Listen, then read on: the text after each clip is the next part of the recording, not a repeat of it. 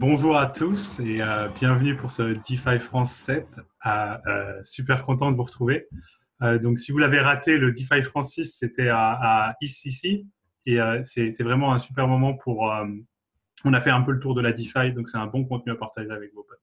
On vous laissera regarder ça. Mais ce soir, on se retrouve pour une discussion qui est vraiment attendue depuis longtemps, puisque c'est quasiment un sujet qui tombe systématiquement, quel que soit le sujet du soir, d'une manière ou d'une autre. C'est la question du risque. Et c'était quelque chose qui mijotait depuis longtemps. Et je voulais vraiment faire un panel très équilibré pour approcher ça d'une manière bien structurée. Et du coup, je suis vraiment ravi avec le panel qu'on a ce soir, parce que c'est à peu près exactement ce que j'avais en tête dans les situations idéales. Donc, pour commencer, on a Jimmy Zaragoza. Jimmy, il bosse à Consensus, et notamment Consensus, dans cette discussion, c'est ce qui va nous intéresser, entre autres, c'est toute leur initiative avec Codify. Donc, ce sont eux qui font le DeFi Score pour ceux qui ont vu le DeFi Score tourner sur Twitter ou autre. Donc après, on a Marc, que vous connaissez tous déjà très bien, donc je pense qu'il n'y a pas forcément besoin de beaucoup d'intro. Mais au cas où, Marc, il travaille chez AV, qui est donc un protocole de prêt décentralisé. Et donc, bien sûr, là-bas, il y a aussi des questions de risque et de comment on le communique, comment on le mesure et comment on informe les utilisateurs là-dessus.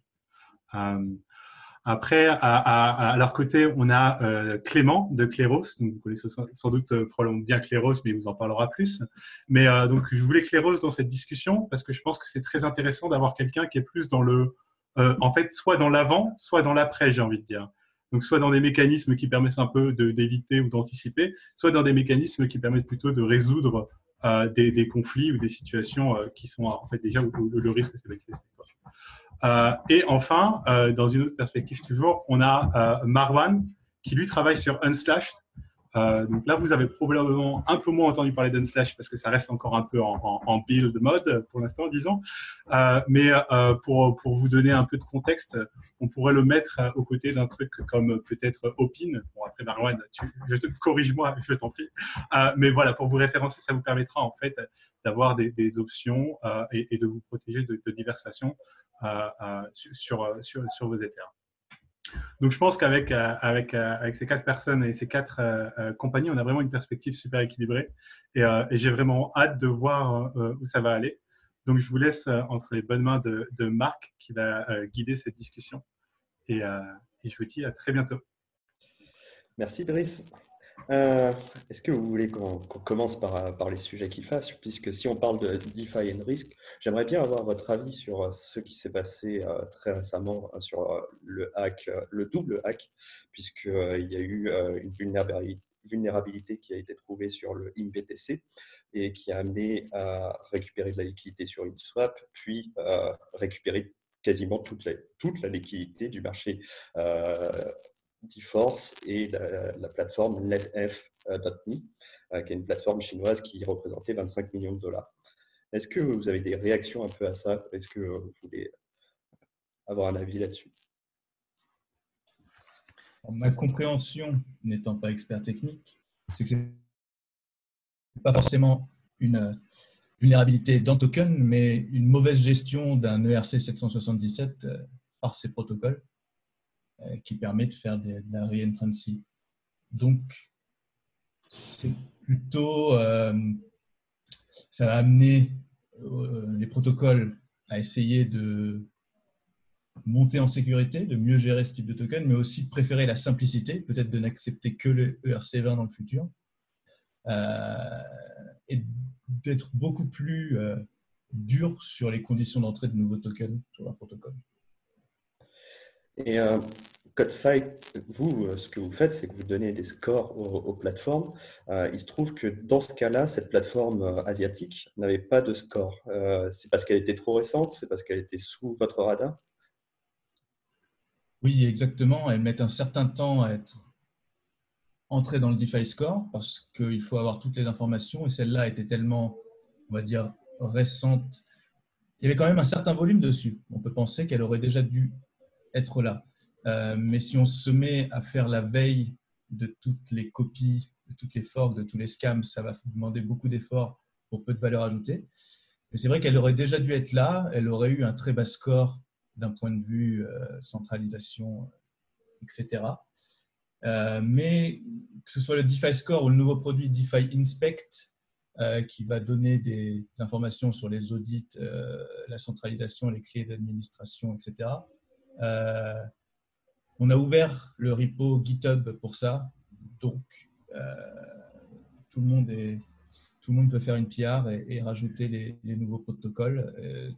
Ensuite, on vérifiera les informations, mais ça peut être ajouté directement. Mais en effet, une nouvelle plateforme, si elle surgit, au bout de 3 semaines, elle se fait hacker.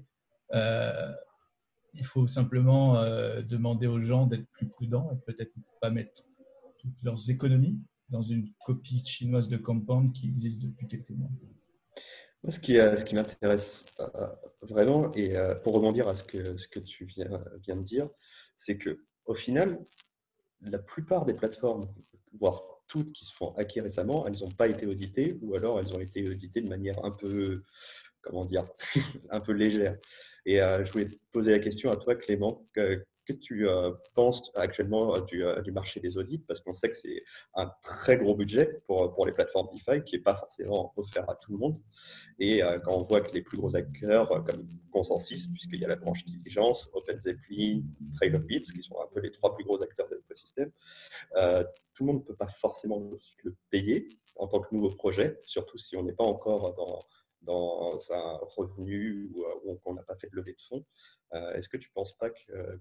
Quel est ton avis là-dessus? Alors oui, les prix des audits sont effectivement, je dirais, trop élevés en ce moment. Il y a deux éléments qui peuvent être parfois pas forcément interchangeables, mais qui servent le même but, qui est de trouver des vulnérabilités avant que des hackers les trouvent, qui sont soit les audits, soit les bug bounty.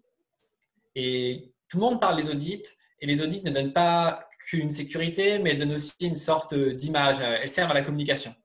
Et il y a tout un marché de réputation, ce qui fait qu'on est sur un marché qui n'est pas fluide.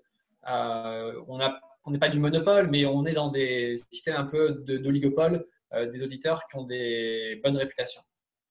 Sur les bug bounty, par contre, si on veut mettre un contrat et diminuer le risque qu'il soit hacké par un hacker malicieux, c'est très efficace. Et j'ai l'impression qu'il y a pour l'instant il y a presque de l'arbitrage à faire entre les bug bounty et les audits. Je dirais que $1000 dépensés en audit va être moins efficace que $1000 dépensés en bug bounty, sachant que les $1000 dépensés en bug bounty, on va en mettre plus. On va peut-être mettre $10 000 en jeu et peut-être qu'une fois sur 10, on va payer une bug bounty. Donc, effectivement, en payant des bug bounty, on a un peu plus de variance. Mais je pense qu'actuellement, il y a un peu d'arbitrage à faire sur les bug bounty et les audits.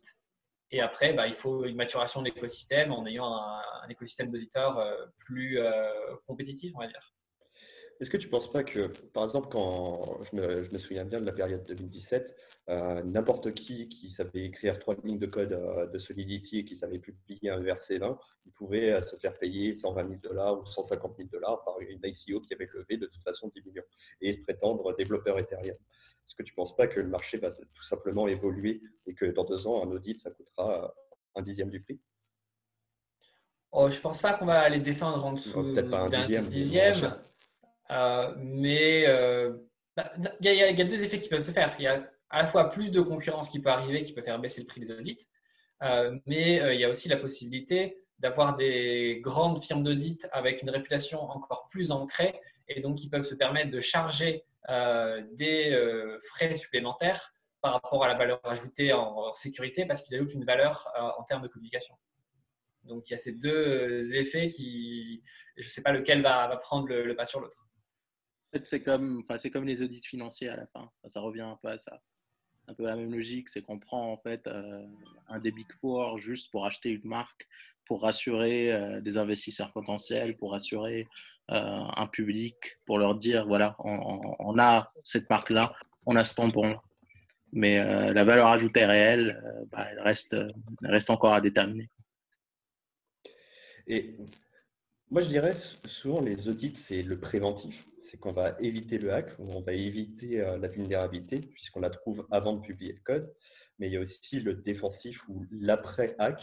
Et ça, c'est plus ce que je penserais plutôt au domaine de l'assurance. Et Toi, par exemple, sur Unslash, c'est quoi la différence de ton produit, par exemple, avec des options comme Opin ou une assurance comme Nexus Mutual? Ok. Alors en fait, bon, je vais reprendre déjà un peu ce qu'a dit Brice au départ. On ne fait pas des options. Euh, euh, des options, c'est des options. C'est un produit financier qui fonctionne d'une certaine manière. Enfin, voilà, les gens peuvent faire leurs recherches pour voir un peu comment fonctionne un call, un put. Nexus, en fait, c'est vraiment une mutuelle. Donc en fait, c'est un principe qui ressemble à l'assurance, mais où les gens se mettre d'accord sur le fait qu'ils vont partager le risque. C'est-à-dire que s'il y a un hack qui est trop gros, à un certain moment, la protection ne marche plus. S'il y a trop de smart contracts qui se font hacker au même moment, la protection là aussi ne marche plus. L'approche qu'on a avec Unslash, c'est vraiment en fait de l'assurance pure et dure. Mais c'est une assurance où on dit que n'importe qui peut agir en tant qu'assureur. Donc n'importe qui en fait peut collatéraliser le risque, d'une part.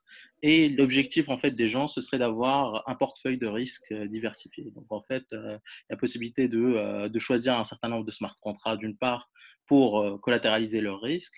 Et puis on peut aussi penser à d'autres types de risques qu'on peut collatéraliser. Ça peut être en fait des risques liés je ne sais pas, à des oracles, des risques liés au CDP, par exemple, quand on a vu l'histoire de la liquidation des CDP à 0 $ sur America.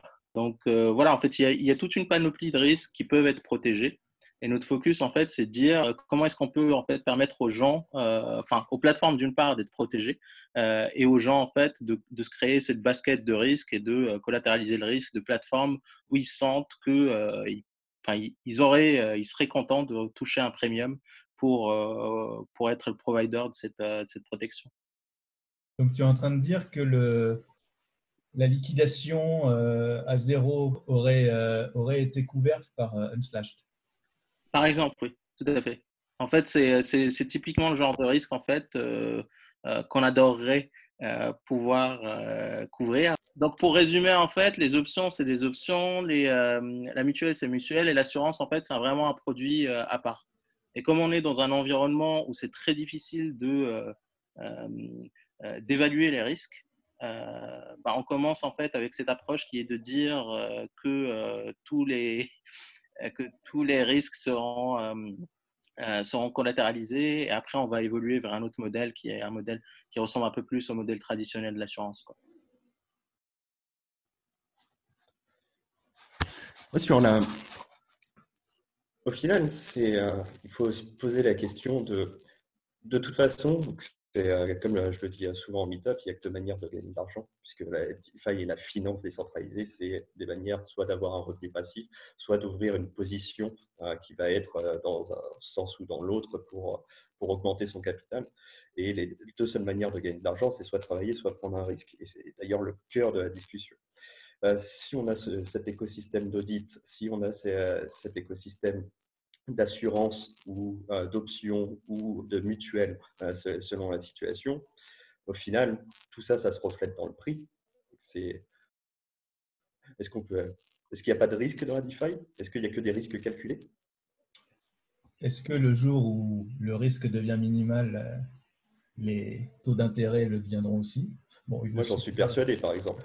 Moi, je pense qu'aujourd'hui, dans la DeFi, on a des taux à deux chiffres très régulièrement, même si ça s'est calmé par rapport aux premières heures. Et je pense que c'est un signe de maturité que ça soit calmé par rapport aux premières heures. J'ai un exemple concret là-dessus, sur AV, en fait, qui est notre plateforme de lending.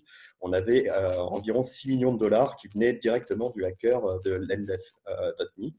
Et en fait, ce hacker a décidé, je pense qu'on l'a un petit peu incité à prendre cette décision de rendre tout l'argent.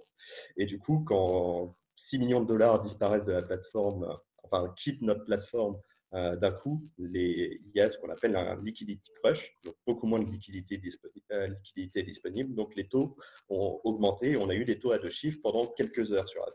Et ça a duré exactement 6 heures et demie.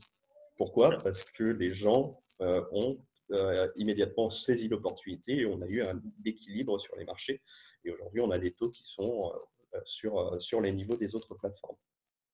Et je pense qu'on est... Pardon, je vais juste interrompre là-dessus. En fait, c'est qu'il y a ça, il y a cet aspect-là que tu viens de décrire. qui est, on va dire, la confiance ou la perception du risque qui va main dans la main avec les taux. Mais il y a aussi une notion en fait juste de volatilité en fait. C'est que enfin le jour, j'espère, où on aura un nouveau bull run, on va voir en fait de nouveau des taux à 2 chiffres. Ça va partir dans un autre sens. En fait, là, on est sur un marché en fait où, on va dire, je vais pas dire c'est un marché stable parce que il y a énormément de volatilité, mais on n'a pas en fait on n'a pas encore de gros mouvements vers le haut. Un mouvement où on fait 1 fois 3 fois 4 fois 5 fois 6 sur une période assez courte, ça risque en fait d'avoir une grosse influence en fait sur les taux. C'est en fait tout le monde va vouloir avoir du stablecoin entre les mains pour pouvoir acheter encore plus d'aide, pour pouvoir acheter encore plus d'assets. Et ça c'est un driver. En fait, c'est vraiment, il y a le côté risque, mais il y a aussi le côté juste offre et demande qui est la base du fonctionnement de AV, par exemple. Ouais, je suis complètement d'accord. C'est peut-être hors sujet, mais quelle a été votre réaction, même s'il n'y en avait pas à avoir, chez AV, de voir que le hacker déposait ses fonds chez vous? Eh ben, alors, voilà. Je m'en fous, on parle en français, donc je peux dire ce que je veux, ils ne comprendront pas. Moi, ma réaction personnelle, c'est que, merci de cette preuve de confiance, monsieur le hacker, parce que je pense qu'il a compris qu'on est complètement décentralisé et permissionless. Donc, un utilisateur, c'est un utilisateur, et ça, c'est très important parce que ça fait partie des valeurs fondamentales de la finance décentralisée, c'est-à-dire que qui que tu sois, si tu as le droit d'interagir avec le protocole selon les mêmes règles définies par le protocole. Et en fait, pour moi, c'est vraiment une pente, c'est vraiment quelque chose qu'il faut éviter de limiter les acteurs qui seraient mauvais, entre guillemets, parce que où est-ce qu'on fixe les limites? Et en fait, si on commence à avoir ne serait-ce que la possibilité de stopper certains acteurs, en fait, on ouvre la possibilité à stopper un groupe de plus en plus large d'acteurs et on se retrouve dans la finance centralisée. Pour moi aussi, c'est un signal qu'ils pensent que la plateforme est hyper sécure. C'est-à-dire, c'est aussi ça. Ils venaient de s'enrichir de beaucoup. Oui, mais quand on voit qu'il était un petit peu noob sur certains aspects et que ça l'a obligé de rendre l'argent, ça réduit cette réputation. Mais est-ce que le but était vraiment d'utiliser la plateforme pour avoir de l'intérêt ou plutôt essayer de brouiller un peu les flux financiers pour que les assets qu'il récupère ne puissent pas être directement liés à son activité et donc être bloqués par les plateformes centralisées s'il voudrait cash out? Parce qu'il y a des outils, il y a du Tornado Cash par exemple, qui, a priori, actuellement, ne permet pas de connaître l'identité des personnes, mais se repose quand même sur le fonctionnement honnête des fondateurs. Donc, normalement, ils peuvent voler l'argent, mais ils ne peuvent pas savoir qui a mis l'argent.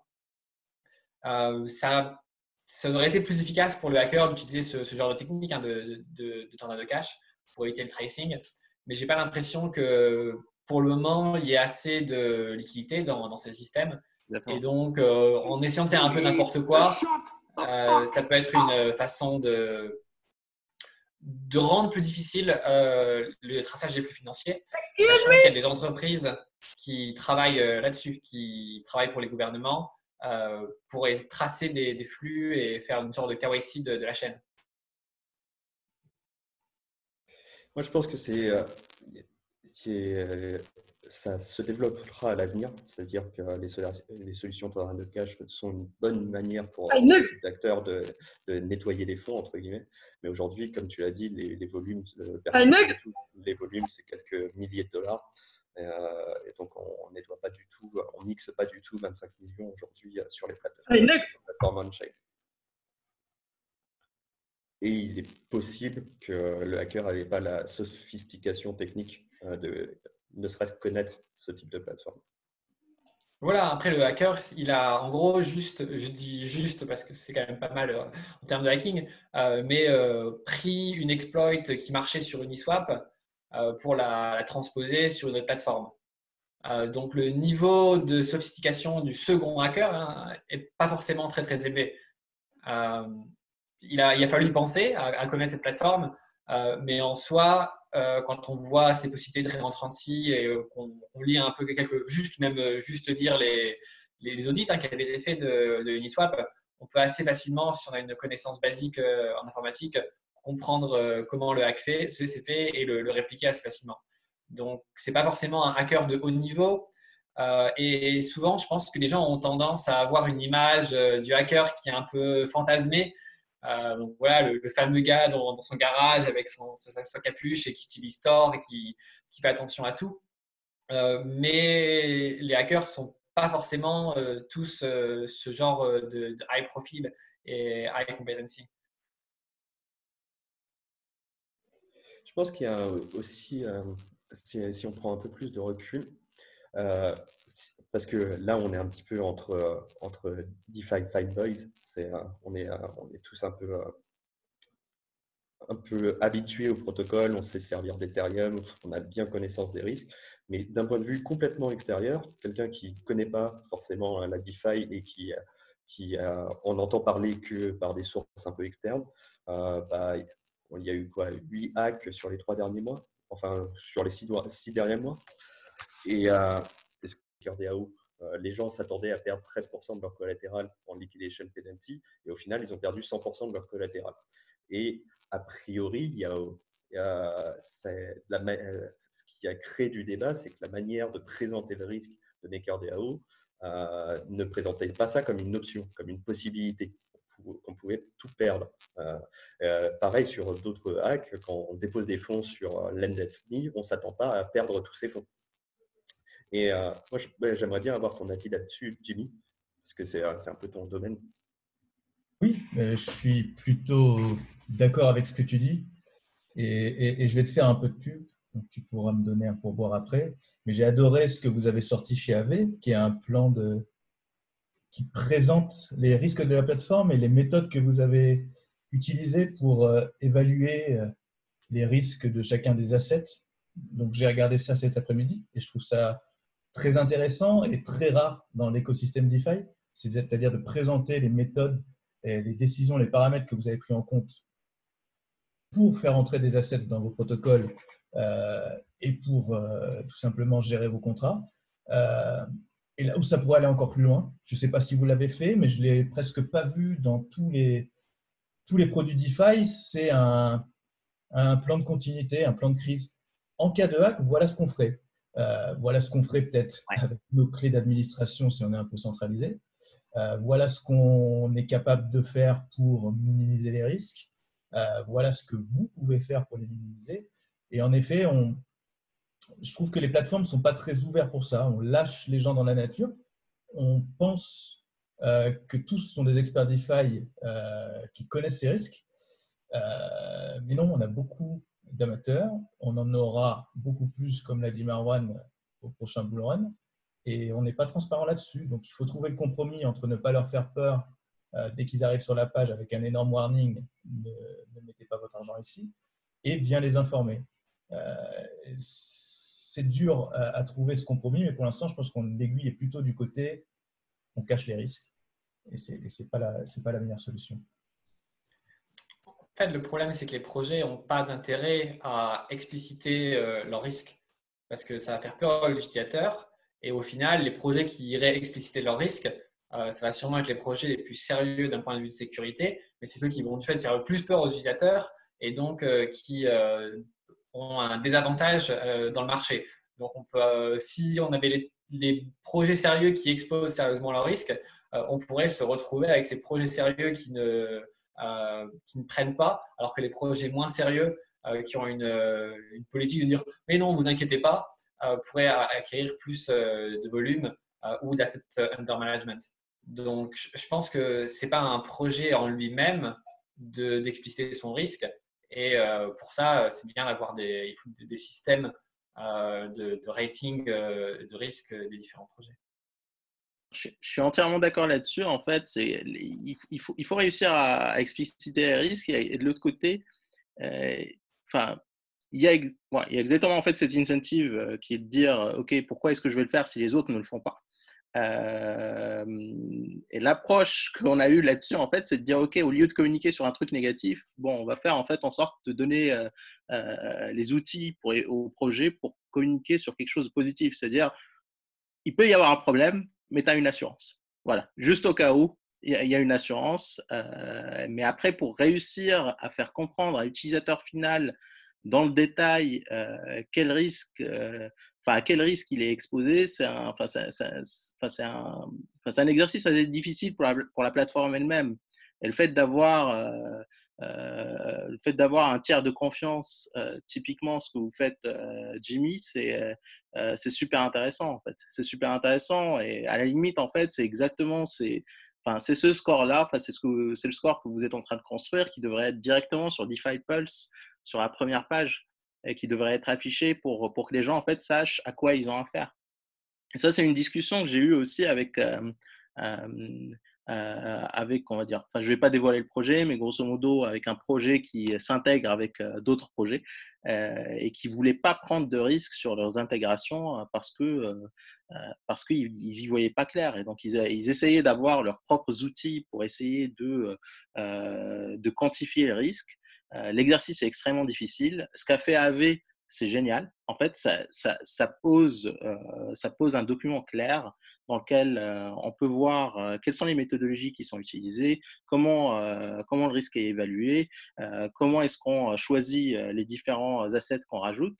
Et on a besoin de ça en fait au niveau de toutes les plateformes, pas uniquement en fait les plateformes où on dépose l'argent, même celles où l'argent juste transite, c'est-à-dire un exchange aussi, ça peut être un endroit où il y a du risque. On a besoin en fait de pouvoir évaluer le risque pour pouvoir le mitiger par la suite. On a une question assez intéressante dans le chat en réaction. C'est que, en fait, évaluer le risque, c'est le boulot des agences de notation dans la finance traditionnelle. Oui. Donc, on donne des notes aux actifs financiers de AAA, enfin, c'est assez connu par les gens. Est-ce qu'on n'est pas en train de réinventer ça? Quelque part, oui, mais par faute de… Est-ce que c'est souhaitable? Parce que les agences de notation ont été très, très critiquées, notamment en 2008 et 2009, pour avoir donné des très bonnes notes à des choses pas forcément superbes. Alors, critiquer, c'est gentil, hein, ils étaient au centre du problème, c'est surtout ça. Honnêtement, en fait, je pense qu'il faut commencer par ça. Après, peut-être voir si on peut avoir des approches un peu plus décentralisées, mais on est obligé de commencer quelque part. C'est un peu…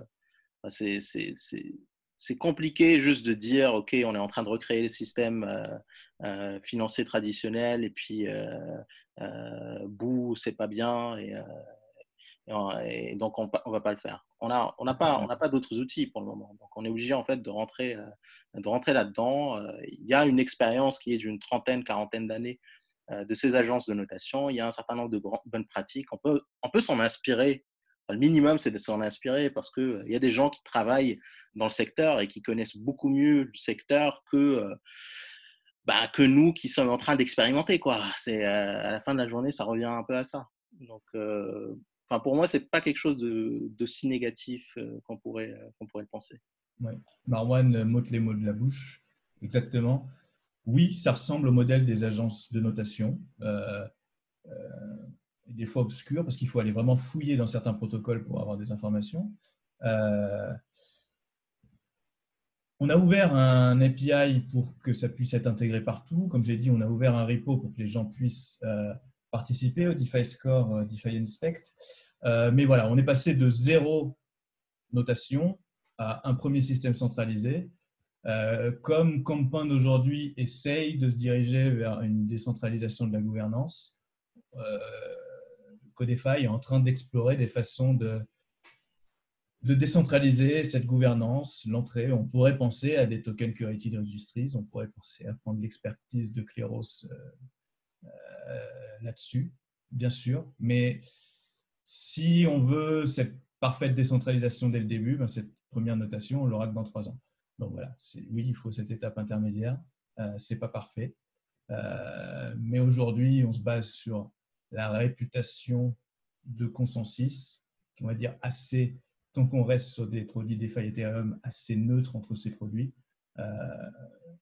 là-dessus. Mais oui, c'est pas parfait, ça devrait évoluer dans le futur. Alors oui, donc d'un Vas-y, côté, vas-y. on a les Token Curated Registry. Par exemple, pour Uniswap, donc c'est la seconde fois en fait qu'il y a dans Uniswap Exchange un token qui est listé, mais qui en fait n'est pas compatible avec le protocole. La première fois, c'était avec le BNB, puisqu'il n'implémentait pas des valeurs de retour nécessaires pour être ERC20, ce qui a fait que les tokens ont été bloqués dans la plateforme. Nous, à Keros, donc, on a une liste de tokens et sur laquelle on peut certifier que ce token est ERC20. Et donc, cette liste qui est utilisée pour un front-end d'Uniswap, qui est Uniswap Ninja, elle aurait par exemple protégé du problème de BNB, parce qu'en l'occurrence, BNB n'était pas ERC20, et dans ce cas-là, c'est bon, ça le retire bien. Par contre, pour ce qui s'est passé avec IMBTC, d'un point de vue technique, c'était bien ERC20. Le problème venait que c'était ERC20, ça faisait un truc qui n'est pas très, très logique, auquel on n'attend pas, qui est inattendu. Mais d'un point de vue, si on lit le standard, c'est complet. Et donc, il aurait aussi été listé sur ce token registry. Donc, la décentralisation, ça peut aider. Donc, effectivement, d'avoir beaucoup de personnes qui vérifient que ces jetons sont bien compliant à un standard, c'est utile. Mais parfois, le problème peut venir des règles. Où là, en l'occurrence, c'est que la règle, c'est on est ERC20, mais en fait, la règle n'était pas suffisante pour Uniswap qui voulait des tokens qui soient ERC20, mais qui en plus ne fassent pas de réentrancy. Et l'autre élément qui est à la fois décentralisation, mais surtout mécanisme de marché, ça va être les prediction markets, je pense. Parce qu'avoir des scores défis et des explications des risques, c'est bien. Mais on a deux problèmes. C'est que l'explication des risques, c'est compliqué à comprendre pour l'utilisateur lambda. Les scores, il y a le problème des incentives qui peuvent être mal alignés entre les personnes notant les projets et les personnes utilisant cette information. Par contre, avoir des systèmes de marché prédictif lesquels on va en gros parier sur le fait qu'un contrat soit sécure ou pas, permet donc d'avoir une indication, de dire par exemple ce contrat, le marché prédit qu'il y a 90% de chances qu'il ne soit pas hacké dans l'année prochaine. Et donc ça donne un score qui est très très compréhensible pour l'utilisateur. Il y a 10% de chances que tes fonds ils disparaissent entre les deux.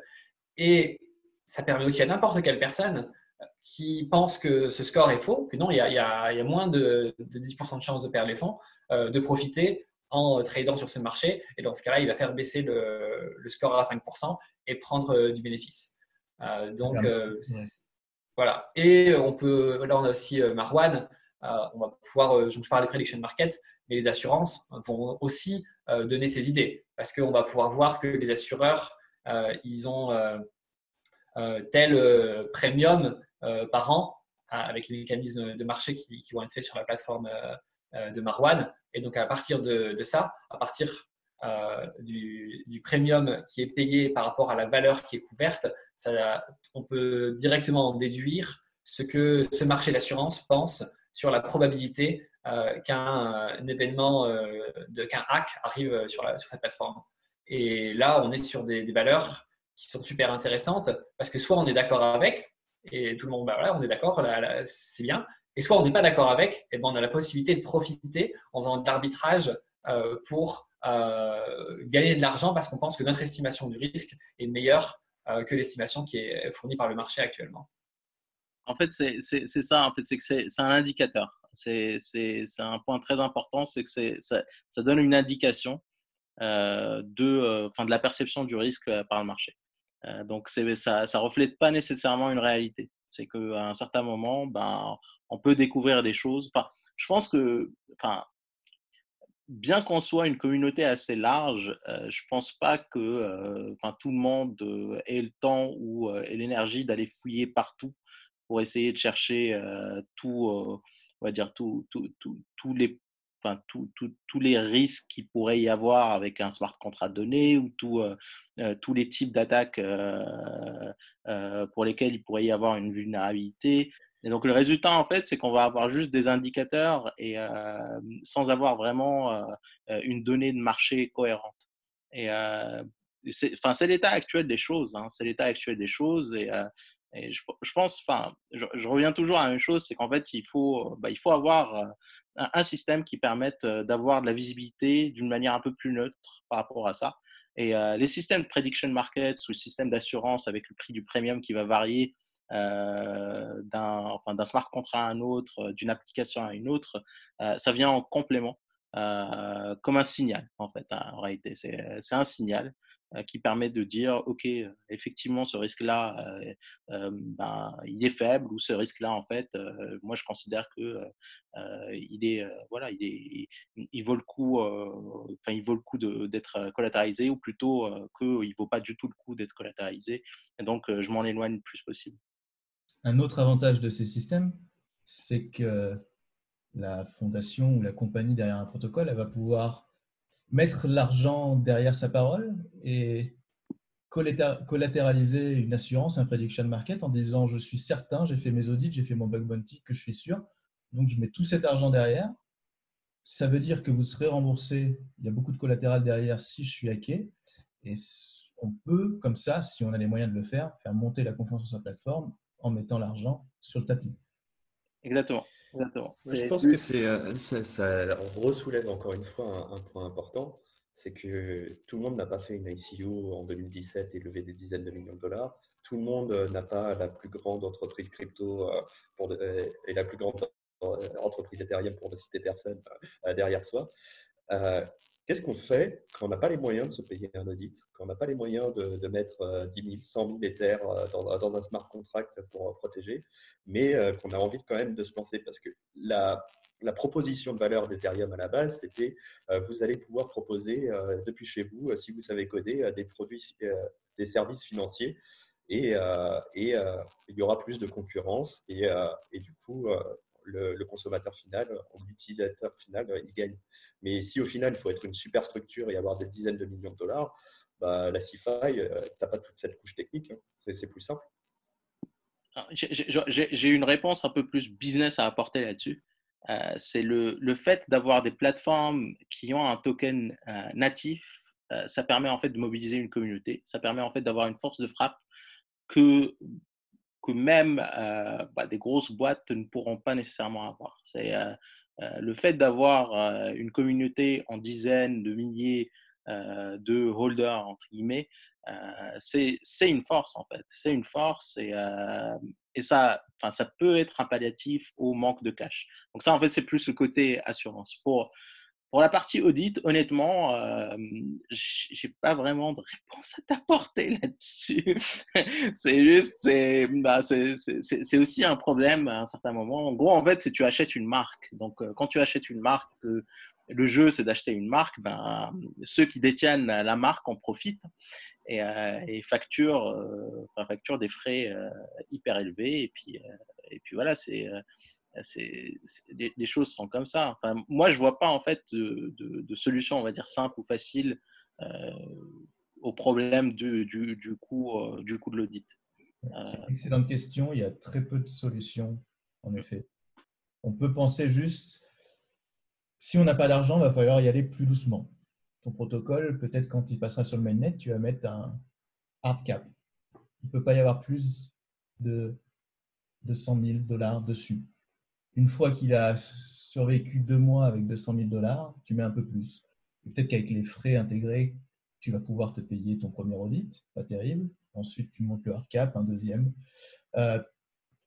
Ce n'est pas une excellente réponse, mais c'est une alternative que je vois. Et oui, tu pars avec un désavantage par rapport à si tu avais les fonds pour te payer les meilleurs audits dès le début. C'est très dur comme question.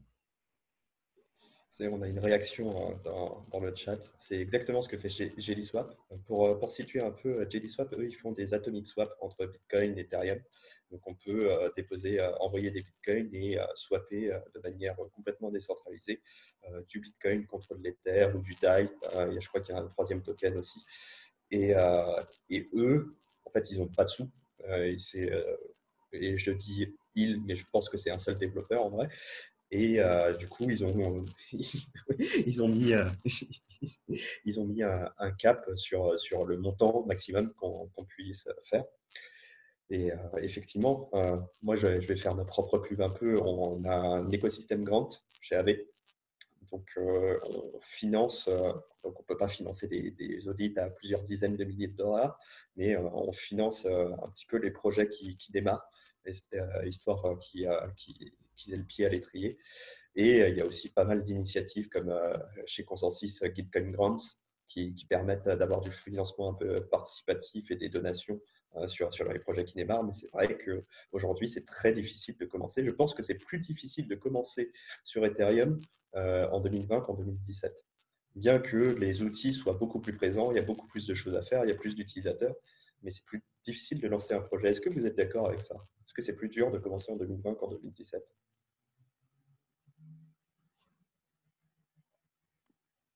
Alors, honnêtement, pour avoir fait le tour, enfin, par curiosité, hein, pour voir un peu comment fonctionnait une ICO, comment les projets étaient structurés, etc., j'aurais tendance à te dire que voilà, enfin, le coup que j'avais eu à un certain moment en discutant avec des gars qui avaient monté leur ICO en 2017, point de départ, en fait, c'était à peu près 1,5 million, 2 millions juste pour pouvoir faire ton ICO. Donc, en fait, tu étais obligé en fait d'avancer de l'argent juste pour pouvoir lever des fonds et derrière développer ton projet. Bon, le résultat, en fait, on le connaît. Ça n'a pas été non plus génial. En termes de code, en fait, c'est beaucoup plus accessible. C'est-à-dire, en 2017, quand tu cherches à apprendre Solidity et que tu n'y connais rien, le nombre de ressources, en fait, est extrêmement limité. Donc, d'un point de vue dev, en fait, c'est beaucoup plus accessible. D'un point de vue projet DeFi, il y a toujours des barrières à l'entrée. Enfin, on n'est pas encore arrivé au système qui est entièrement ouvert où n'importe qui peut arriver et développer un produit financier qui est complètement accessible par tout le monde, n'importe où, etc. Mais on s'en approche. Enfin, j'ai l'impression qu'on s'en approche. J'aurais tendance en fait à te dire, ouais, 2017, c'était quand même, il y avait d'autres types de barrières à l'entrée. Hein. C'est pas, on n'est plus dans les mêmes problématiques, c'est un peu différent. Clément, toi qui as bien connu cette période et qui a fait une ICO non pas en 2017 mais en 2018, si je ne dis pas de bêtises, quel est ton avis là-dessus? Alors, je pense qu'en 2017, c'était effectivement beaucoup plus facile de commencer un projet hein, parce que on avait des afflux de personnes dans l'écosystème crypto et d'investisseurs. Hein. Et il y a toujours un délai entre les investisseurs et les projets parce que c'est beaucoup plus rapide d'arriver et de se dire ah, je veux investir que de créer un projet qui va jusqu'à la phase où il va lever des fonds.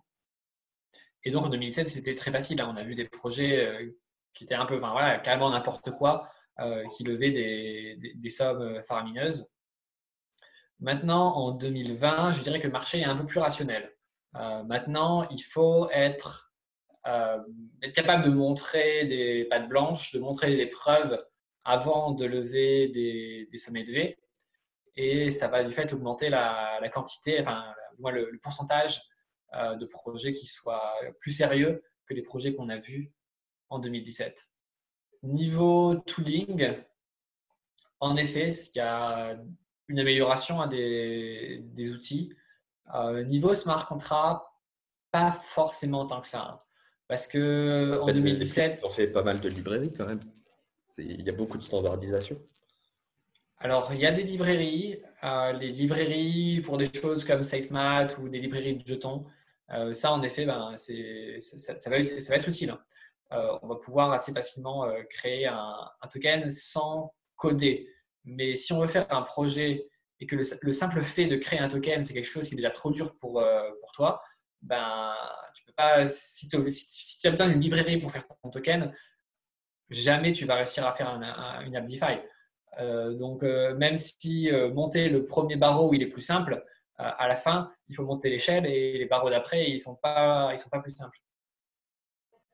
Moi, je trouve qu'au final, Effectivement, c'est plus dur de lancer un projet en 2020 qu'en 2017, puisque c'est entre guillemets moins facile de lever 10 millions de dollars sur un token qui n'a pas forcément de valeur intrinsèque, comme ça c'est beaucoup passé il y a quelques années.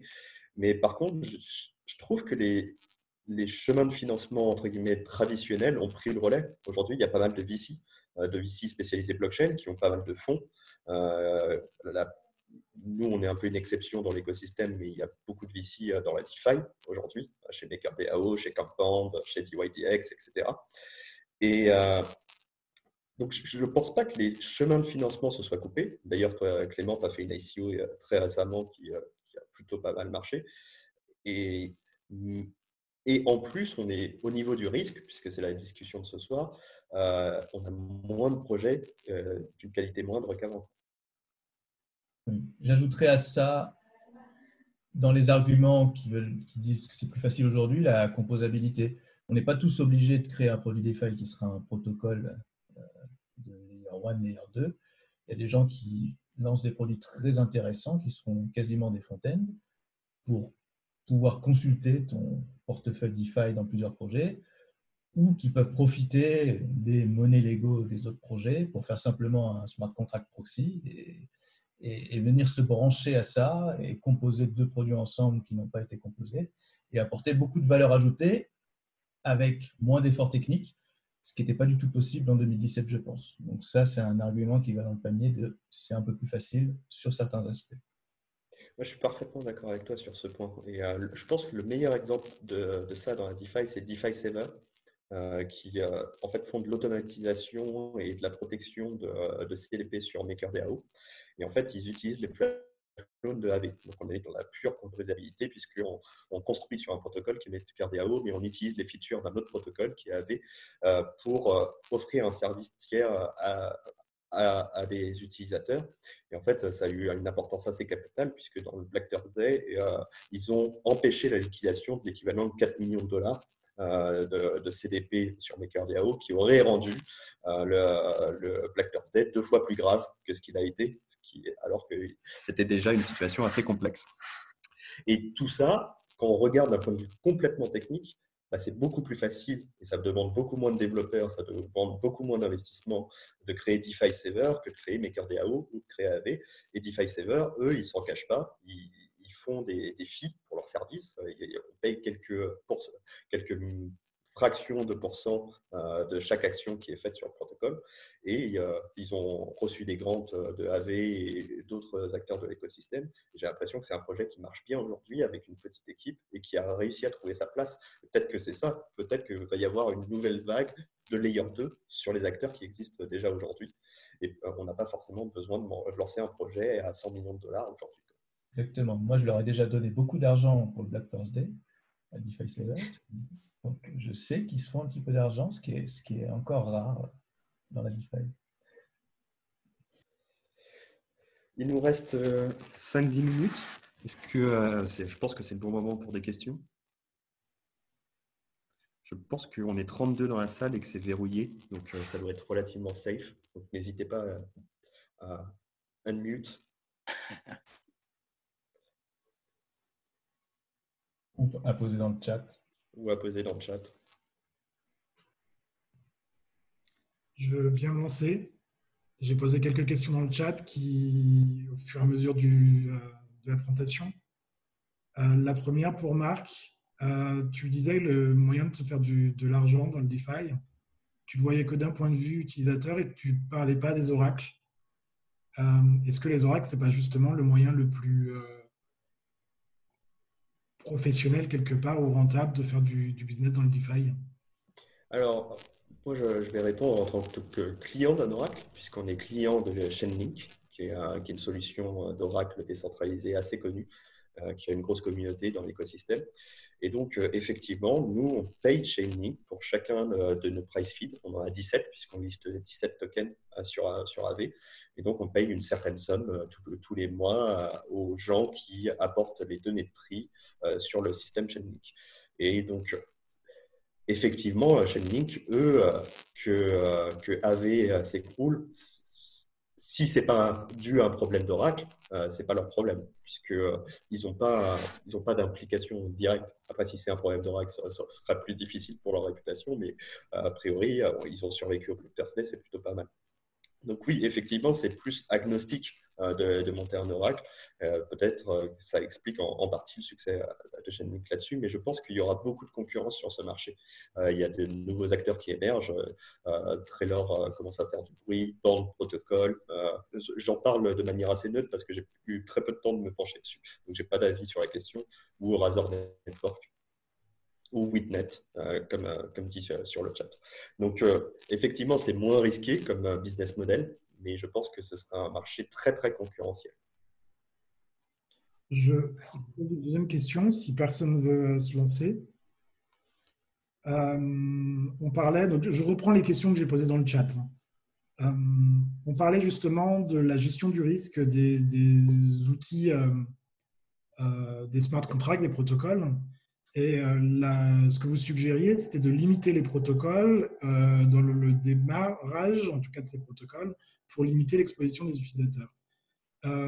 C'est justement en plus le thème de ce soir. Est-ce que ce n'est pas aux utilisateurs ou à la communauté des utilisateurs d'évaluer ce risque et de conseiller ou pas la quantité d'argent à mettre dans ces protocoles? Si ça ne vous dérange pas, je vais prendre cette question parce qu'en fait, j'ai assisté à un truc assez hallucinant récemment. Il y a un protocole qui a été lancé qui s'appelle FutureSwap, qui est super. Hein. Ça vient de démarrer, ça a l'air super sympa. Et en fait, les investisseurs de ce protocole, je vais donner des éléments de contexte quand même. Le protocole en question, il est en alpha. Les smart contracts n'ont pas été audités, il n'y a rien qui est open source et ça vient d'être lancé sur la mainnet. Les investisseurs de ce protocole, en fait, étaient partout dans tous les groupes en train de dire aux gens qu'il faut y aller, qu'il faut l'utiliser, que c'est en train de faire des chiffres de malade, etc., etc. Et ça, en fait, c'est un problème justement de la communauté. C'est quand tu as en fait des gens qui sont positionnés, qui sont des VC, qui ont un certain following sur les réseaux sociaux et qui sont positionnés comme étant des leaders d'opinion qui viennent et qui commencent à avoir ce genre d'attitude. Ça veut dire c'est difficile de demander au reste des gens de juste évaluer le risque par eux-mêmes et faire un choix par rapport à combien est-ce que je vais mettre dans un protocole. Donc, c'est pas aussi évident que ça. Laisser le choix aux gens, c'est pas aussi évident que ça. Ouais. Mais Moi, je pense que les gens sont adultes, mais qu'avoir des initiatives comme CodeFi qui permettent d'avoir un choix raisonné sur la base d'informations accessibles et documentées, ça aide. Il y a un problème avec la possibilité, tu disais, Marwan. Les VC qui parlent, qui proposent des choses, n'ont pas à rendre des comptes ou à assumer les… Du tout. En fait, c'est que tu vas avoir des VC, tu vas avoir en fait des gens qui sont payés pour faire de la publicité. À la fin, en fait, tu as une DApp qui a 3 jours et pour laquelle tu as une armée qui est en train de faire de la pub partout. Donc, au bout d'un moment, en fait, tu te dis, OK, je vais tester moi aussi. Mais je vais tester avec combien? Vu que tout le monde en parle en bien, voilà, pourquoi je ne mettrais pas 10, 15, 20 000 balles là-dedans? Et comme on l'a dit auparavant, le seul moyen de pallier à ça, ce serait que le VC signe une transaction et nous montre, voilà, j'ai mis ça dans le collatéral de l'assurance, ça sur le marché de prédiction, je suis certain que mon protocole est sûr. Là, on peut dire qu'il a au moins un peu d'argent en jeu, sinon c'est de la parole en l'air. Ouais, ça c'est une façon en fait de mettre son argent sur la table également. Ouais, tout à fait. Mais n'empêche, en fait, l'attitude en entier, elle ne devrait pas avoir lieu, quoi. C'est juste, moi, ça m'a fait péter un plomb. Et, le VC, en l'occurrence, en fait, c'est un VC assez connu européen. Donc voilà. Mais évidemment, je pense que c'est… Évidemment, son intérêt, c'est d'avoir le plus d'utilisateurs pour sa plateforme et ce n'est pas forcément de révéler les risques potentiels. Donc, on ne peut pas faire confiance aux projets, aux investisseurs ou aux communautés pour révéler ces risques. il faut que l'évaluation des risques soit externe, soit par des systèmes de notation comme Jimmy, soit par le marché, comme les prediction market. Et oui. J'ai encore une dernière question, mais je vais laisser je vais laisser le micro à quelqu'un d'autre. Il y a Alexandré qui a une question justement dans le chat. Avez-vous des informations concernant l'AMF? Ça pourrait aider à convaincre le public de se lancer au crypto. Alors, moi, je vais répondre pour AV. On a rencontré plusieurs fois l'AMF, mais en fait, on n'est pas une entreprise française, puisqu'on est basé à Londres et en Suisse. Notre équipe technique est en Suisse, notre équipe opérationnelle est à Londres. Donc, on n'a pas forcément de rapport direct avec l'AMF, mais l'AMF, effectivement, est très intéressée par la DeFi, rencontre volontiers quand on leur demande les acteurs de l'écosystème, surtout les acteurs français. Mais je ne pense pas que ce soit le rôle de l'AMF directement. En fait, l'AMF, elle a plutôt, l'autorité des marchés financiers, elle a plutôt un rôle d'avoir une blacklist plutôt qu'une whitelist. C'est-à-dire que ce n'est pas leur métier de dire « Ah, ce projet est vachement bien, mettez vos sous dedans ». Leur métier, c'est plutôt de dire « Ah non, ce projet est vraiment pas bien, ne mettez pas votre argent là-dedans ». Et ce n'est pas du tout la même chose. Et je ne pense pas que ce serait franchir une ligne pour l'AMF de faire de la promotion de projet, sauf si j'ai mal compris la question. Mais pourtant, la certification AMF pour les ventes de tokens, c'est bien exactement ce que l'AMF fait. C'est de vérifier que tes projets répondent à certains critères. Oui, mais ça, pour l'instant, c'est plus… Voilà. Non, c'est pas vraiment de la compliance dans le sens où cette certification n'est pas obligatoire. Donc, on n'est pas sur de la compliance. On est plus sur, j'aurais envie de dire, presque un curated registry avec l'AMF comme seul arbitre de ce qui rentre dans ce registre ou pas. Et bien que ça puisse être intéressant, pour l'instant, il n'y a eu qu'un seul projet qui a eu ce label AMF. Donc, ce n'est pas forcément attractif pour les projets. Surtout que ce n'est pas obligatoire. Donc, à un certain moment, ça donne un tampon, mais on ne sait pas ce que vaut le tampon. Mais à côté de ça, en fait, la discussion que j'ai eue avec eux aussi, là, on est entre nous. Grosso modo, le feedback, c'était votre marché est trop petit. Tant que vous ne faites pas quelque chose où vous êtes en train d'arnaquer les gens, vous pouvez faire ce que vous voulez. Donc, c'est assez spécial, en fait, comme position. C'est pas nécessairement… Enfin, ça les intéresse, mais en même temps, c'est pas leur gros focus. Ce qui va un peu tirer la sonnette d'alarme auprès d'eux, c'est au moment où il y a des Ponzi qui sont lancés, au moment où il y a des choses un peu pas très claires qui sont lancées. Là, ça commence à être un peu… ça commence à être un peu dangereux. C'est des choses qu'ils n'aiment pas, que personne n'aime. Oui, enfin, leur position, c'est faites ce que vous voulez, mais si vous faites quelque chose qui ne nous plaise pas, on viendra vous chercher quand même. Exactement. Je voulais pas le dire comme ça, mais bon. C'est quand même assez drastique. Il y a un rapport de l'ADAN, l'Association des actifs numériques, avec des gens qui s'y connaissent beaucoup mieux que nous, qui expliquent que les conditions pour certains, pour le passeport de l'AMF, dont j'ai oublié le nom, sont encore beaucoup trop strictes par rapport aux moyens de ces startups. On va leur demander presque d'avoir un département compliance, une startup qui est composée de 2 développeurs ou des choses comme ça. C'est encore trop loin de la réalité pour être vraiment utilisé largement. Aussi, je pense qu'il faut rester humble. C'est-à-dire, AV, aujourd'hui, c'est 50 millions de dollars de taille de marché. Et on est le deuxième acteur du lending dans la DeFi. Le plus grand acteur, c'est Compound, qui a 120 millions de dollars, si je ne dis pas de bêtises, à 10 millions près. Et la taille totale du marché est aux alentours de 800 millions de dollars. Alors, ça a l'air d'être des gros chiffres comme ça, mais par rapport aux dossiers qui sont régulièrement traités par l'AMF, c'est vraiment rien du tout. Donc, je peux comprendre qu'on ne soit pas un dossier ultra prioritaire. Et je pense que l'idée de pas mal de ces projets de DeFi, c'est qu'au début, ils ne peuvent pas être complètement DeFi. Enfin, ils peuvent, mais sinon, on se retrouve comme Augur qui prend un temps très, très élevé avant d'arriver sur un mainnet. Donc, au début, ces projets ne sont pas complètement DeFi. Et donc, au début, ces projets sont régulables.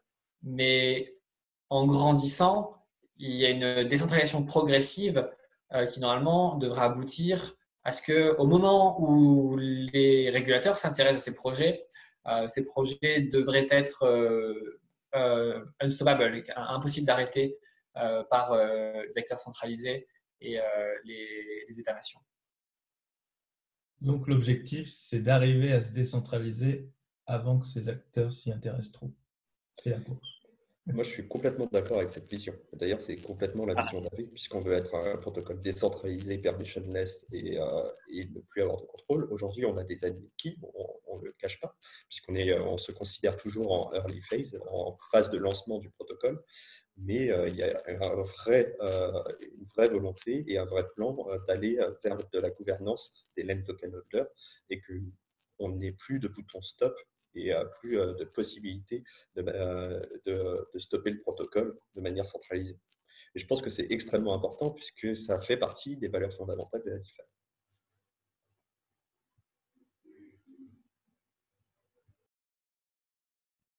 Alors, je vais poser une dernière question, sauf si quelqu'un veut se lancer. La dernière question que je posais, c'était par rapport au fait que comment démarrer dans le DeFi. Et donc, il était, je ne sais plus exactement lequel d'entre vous disait ça, mais qu'il fallait être quelque part avoir une expertise en code. Je pense que Marc et Clément, vous le disiez tous les deux au moins. Est-ce que le DeFi, ce n'est pas aussi du Lego et donc d'assembler des composants qui existent déjà et qu'aujourd'hui, en fait, il manquerait d'outils un peu plus high level, WYSIWYG, comme je disais, what you see is what you get, pour permettre justement à l'utilisateur lambda de faire la composition de ses services de finance. Alors, au niveau du code, on est quand même dans un domaine technologique. Donc, zéro ligne de code, ça va être compliqué de monter quelque chose. Mais par exemple, aujourd'hui, et c'est vraiment cette composabilité, c'est construire sur les protocoles qui existent déjà. Tu as des trucs et des projets qui sont bien et qui ont pas mal de traction. Je pense notamment à Pool Together, qui en fait prend du CDAI, donc du stablecoin DAI qui est déposé sur Compound, le met dans un grand pot qui est un smart contract, qui est une pool, et sélectionne de manière plus ou moins centralisée un gagnant et lui donne des intérêts qui sont perçus. C'est ce que la No Loss Lottery, ça a eu pas mal de succès, et je crois qu'ils ont $1 million. Et ça, d'un point de vue technique, il n'y a pas besoin d'être un grand développeur pour le faire. Et il y a de plus en plus d'opportunités comme ça qui arrivent. Donc, du zéro code, je ne pense pas, mais dès aujourd'hui, il y a des gros projets qui reposent sur très peu de code. Alors, je vais donner un contre-exemple, en fait, qui est la PyDAO, qui est pratiquement, en fait, du zéro code. En fait, c'est juste on assemble des choses. Alors, moi, personnellement, je suis curieux, je regarde, je veux voir où ça va aller, mais en fait, là, c'est de la proposition, en fait, c'est de la structuration de produits financiers, si on veut. Donc là, on arrive à quelque chose qui se rapproche du zéro code, mais j'ai du mal, si on commence à proposer des produits structurés, on va dire ça comme ça, j'ai un peu de mal, en fait, à voir où ça va aller. C'est surtout ça. On est encore dans une phase où on a besoin de mettre la main à la pâte et de faire son propre code de façon à offrir quelque chose de spécifique. Le moment où on commencera, en fait, à avoir plein de produits standards et en les mélangeant, on arrive à créer quelque chose de nouveau et d'intéressant pour le marché. Je pense que ça arrivera peut-être dans quelques années, mais j'ai du mal un peu à voir ça là maintenant.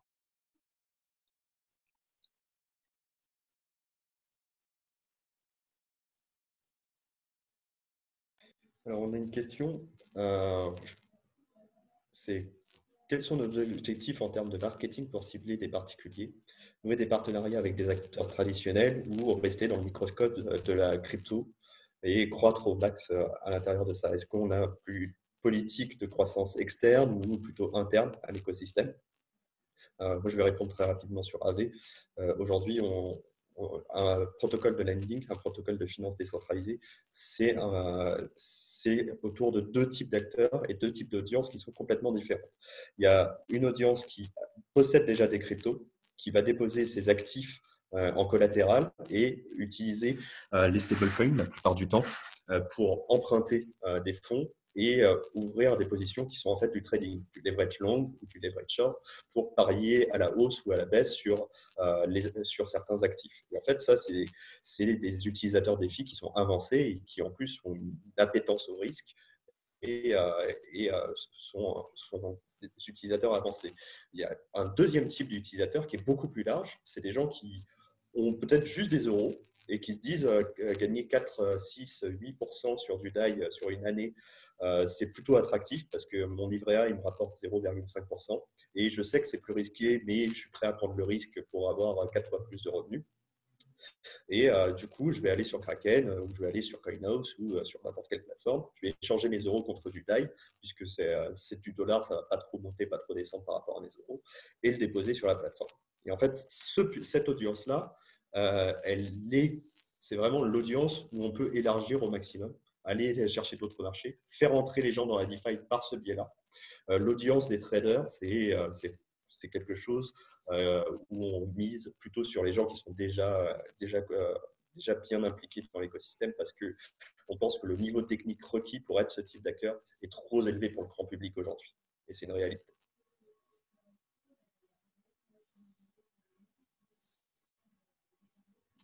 Et si je parle du point de vue de Consensus, la stratégie de Consensus, comme il pense qu'il y a assez d'acteurs déjà pour développer à l'intérieur de l'écosystème crypto, Codify vise un peu plus à faire du B2B et à amener la DeFi vers des acteurs un peu plus institutionnels, peut-être amener des security tokens, real estate, etc., vers des protocoles DeFi,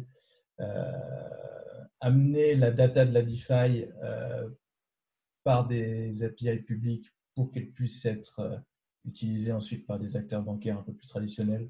Donc, voilà, c'est une façon de voir un placement différent de ces produits.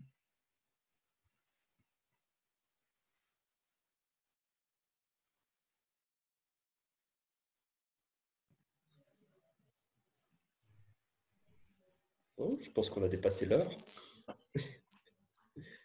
Est-ce qu'il y aurait une dernière question peut-être du public? Alors, est-ce que quelqu'un sait comment faire un live stream d'un Zoom sur Twitch sans qu'il y ait beaucoup d'écart? Est-ce qu'il faut quel spec il faut sur sa machine pour aider DeFi France la prochaine fois? C'est la grande question. Je pense qu'on continuera sur le live. Bon, je sais pas pour vous, moi j'ai déjà reçu ma pizza. Bah, c'est le temps de. Effectivement, Voilà, Jitsi, bien c'est joué. vachement bien et c'est open source et c'est français. Exactement. Ça vaut le coup, ça vaut le coup d'essayer pour la prochaine fois. Bon, bah, merci beaucoup d'avoir participé à ce débat. Et puis Merci beaucoup. Merci à vous, les gars. Merci à vous. Merci Merci, au beaucoup. revoir. Ciao. Ciao, ciao. Bonne pizza. Merci.